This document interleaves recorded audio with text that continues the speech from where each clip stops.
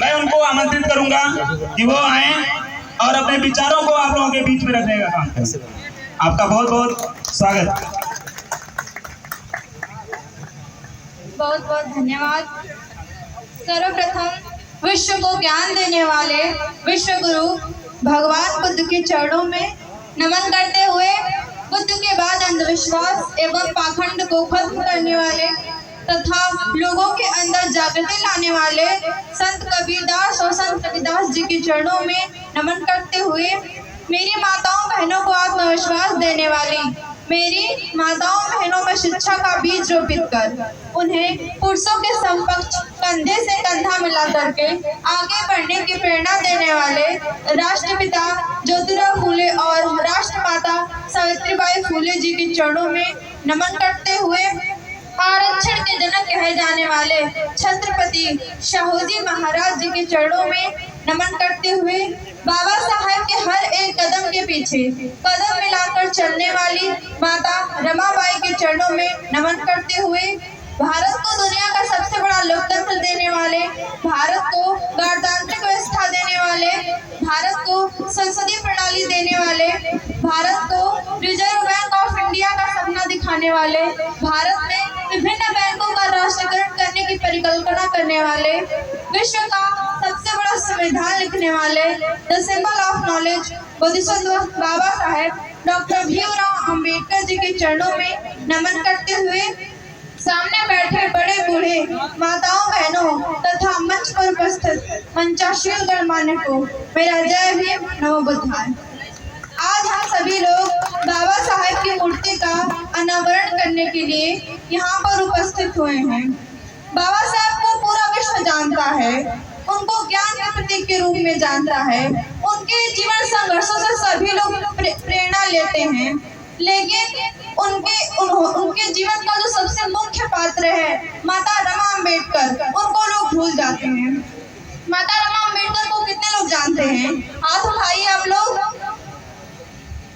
देखिए यहाँ पे बहुत कम लोग हैं जो माता रमा अंबेडकर को जानते हैं। मैं बात कर रही हूँ बाबा साहेब के जीवन संगिनी, जिनका पूरा जीवन ही प्रेरणा का स्रोत रहा है।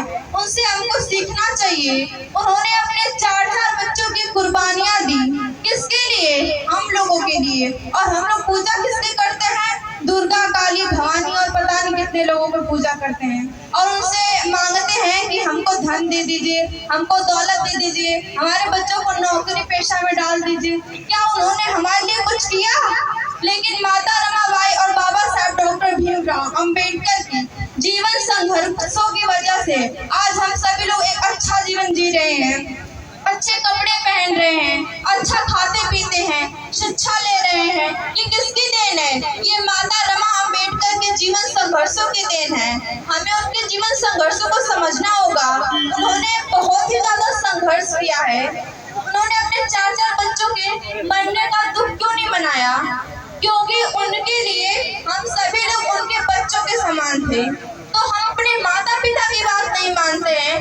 सोचिए कितनी ये शर्मनाक बात हुई कि हम अपने माता पिता की बात ना मानकर जातिवादियों की बात मानते हैं।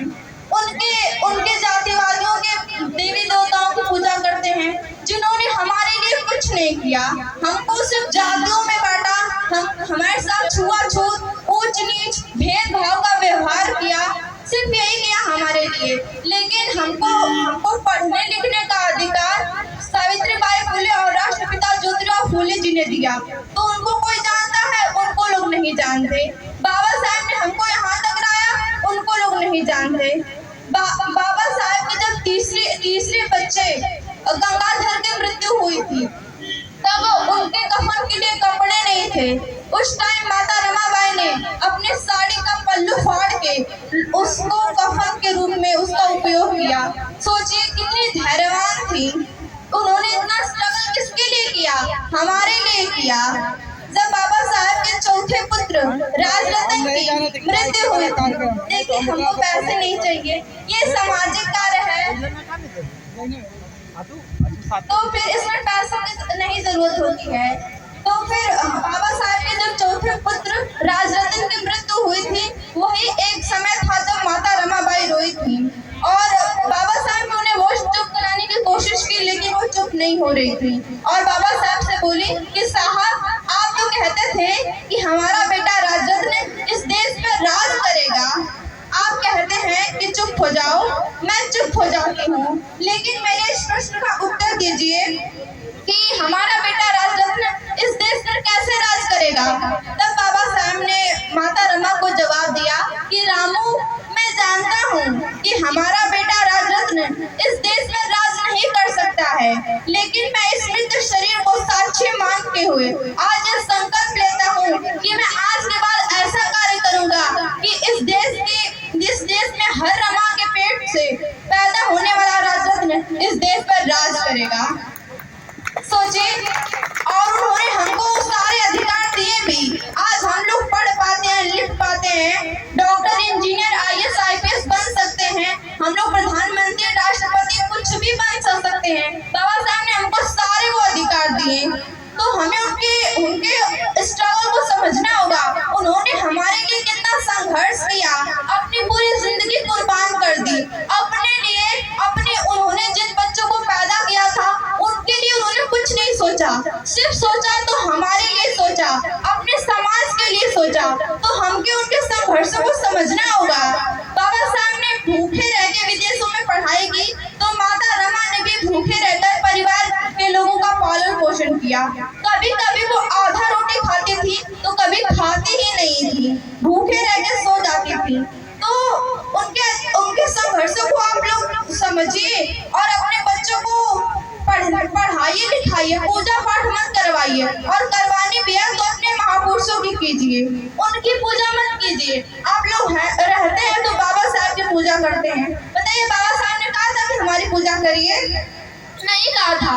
यहाँ पे जितने भी लोग होंगे सब लोग बाबा साहब को मानते हैं, लेकिन बहुत कम लोग हैं जो उनके विचारों को मानते हैं। तो बाबा साहब को मानना बहुत बड़ी बात नहीं होती है, बड़ी बात तो तब हो जब उनके विचारों को माने कि उन्होंने हमसे क्या कहा था। उन बाबा साहब ने हमको 22 प्रतिज्ञा दी थी, क्या हम उन 22 प्रतिज्ञाओं को फॉलो करते हैं?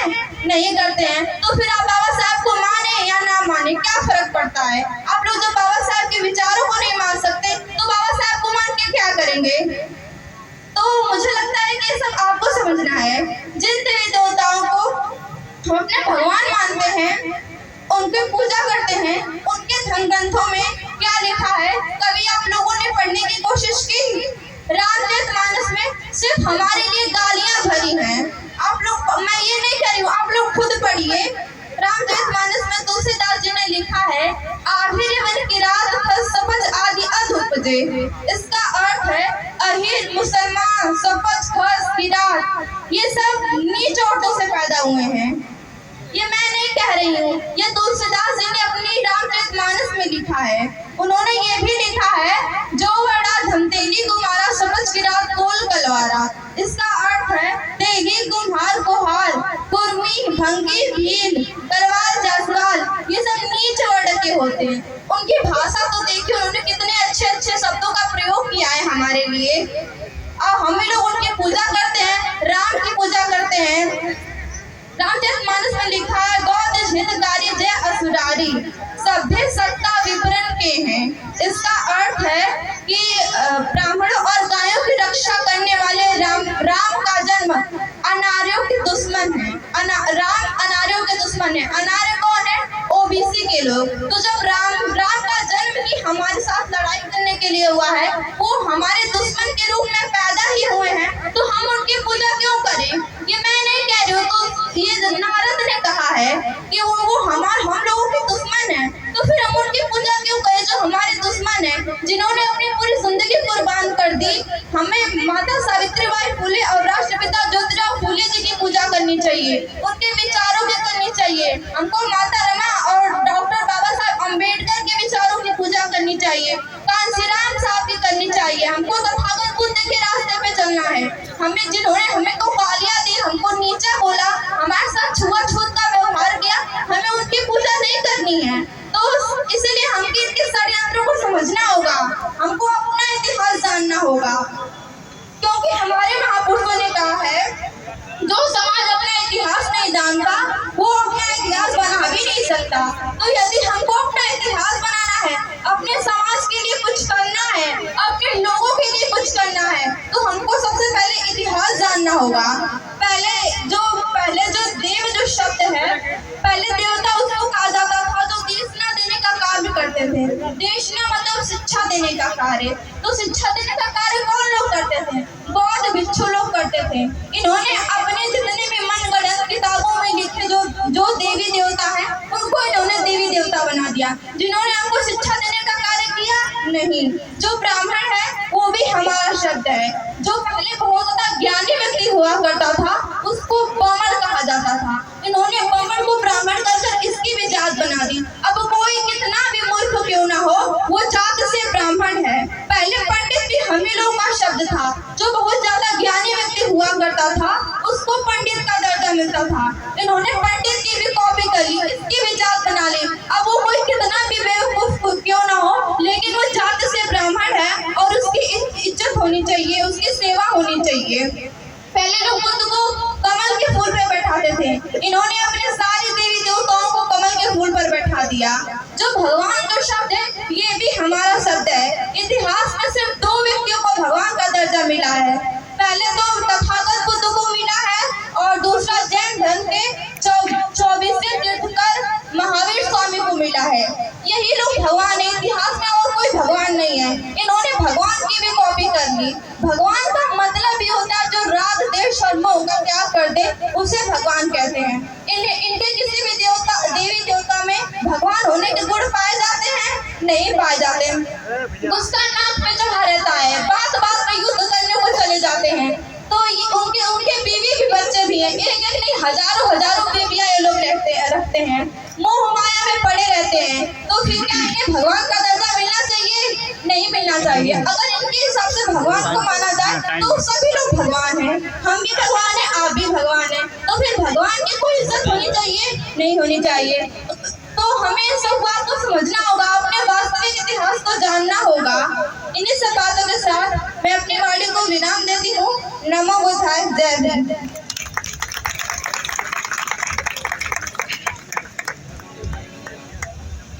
बहुत बहुत धन्यवाद। अब इसके बाद हमारे बीच में काफी समय से